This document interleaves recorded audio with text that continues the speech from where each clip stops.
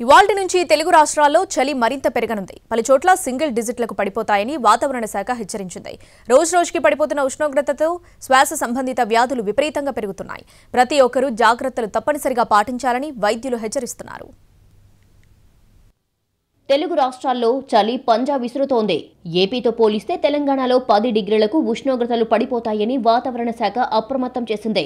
ఇప్పటికే తెలంగాణలో ఉష్ణోగ్రతలు సడన్ గా పడిపోయాయి. సమయంతో సంబంధం లేకుండా చలి పులి వణికిస్తోంది. చిన్న పెద్ద చలి పంజాకు కుదేలవుతున్నారు.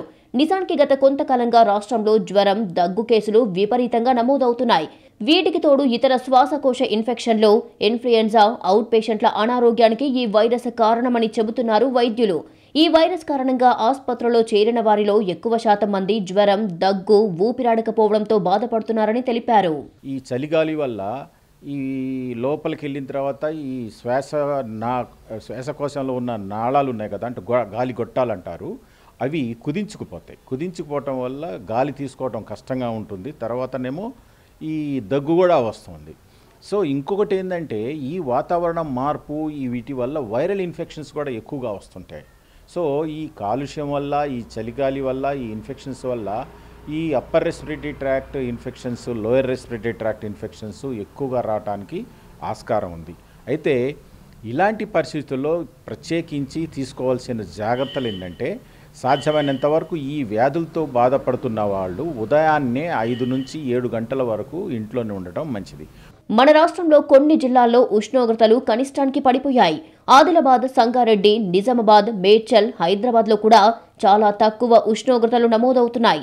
అయితే జ్వరాలకు యాంటీబయాటిక్స్ను విచక్షణరహితంగా వాడొద్దని సూచిస్తున్నారు డాక్టర్లు. వాతావరణ మార్పులు, వాయు కాలుష్యం వల్ల ఈ రోగాలు విపరీతంగా వ్యాప్తి చెందుతున్నాయని అంటున్నారు వైద్య నిపుణులు. పిల్లలు, పెద్దలు, గర్భిణీల్లో ఎక్కువగా బాధితులు ఉండటంతో వారు జాగ్రత్తగా ఉండాలని సూచించారు. ఆస్తమా రోగులు మరింత జాగ్రత్తగా ఉండాలంటున్నారు వైద్యులు. ముఖ్యంగా చిన్న పిల్లల్లో న్యూమోనియా కేసులు ఎక్కువగా వస్తున్నాయి. సో ఈ చలికాలంలో మామూలుగా ఇమ్యూనోకాంపిటెంట్, ఆరోగ్యం బాగున్న వాళ్ళకు కూడా ఈ వైరస్ బాగా గాల్లో ఉంటుంది. ఒకరి నుంచి ఒకరికి స్ప్రెడ్ అయ్యి ఈఎన్టీ ప్రాబ్లమ్స్ ఎక్కువ వస్తుంటాయి. నోజ్, తుమ్ములు రావడము, ముక్కు కారడము, గొంతులో నొప్పి, సన్నగా జ్వరం ఉండడము, దీన్ని అప్పర్ రెస్పిరేటరీ వైరల్ ఇన్ఫెక్షన్స్ అంటాము. ఈ కోల్డ్ వెదర్లో ఈ రెస్పిరేటరీ ఇష్యూస్ ఉన్నవాళ్ళు, క్రానిక్ రెస్పిరేటరీ ఇష్యూస్ ఉన్నవాళ్ళు చాలామంది స్టేబుల్గా ఉన్నాం మేము అని పొద్దున మార్నింగ్ చల్లదనానికి బయటికి పోయి వాకింగ్ చేయడం అలాంటివి చేయకూడదండి. వీలైనంత వరకు సాయంత్రం చేస్తే బెటరు. వాతావరణంలో విపరీతమైన కాలుష్యం నమోదవడంతో శ్వాస సంబంధిత వ్యాధుల సంఖ్య పెరగటానికి మరో కారణంగా ఉంది.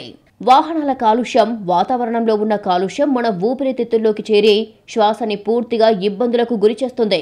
ఆస్తమా పేషెంట్ అయితే పొల్యూషన్తో వారికి మరింత ఉబ్బసం పెరిగే ప్రమాదం ఉంది. చిన్నారుల్లో చల్లదనానికి న్యూమోనియా వ్యాప్తి పెరుగుతుంది. పొల్యూషన్ వల్ల లంగ్స్ దెబ్బతినే ప్రమాదం ఉంది. ఎక్కువ జన సమూహాల్లోకి వచ్చిన ప్రతిసారి మాస్క్ ధరించడం తప్పనిసరిగా అలవాటు చేసుకోవాలని డాక్టర్లు సూచిస్తున్నారు.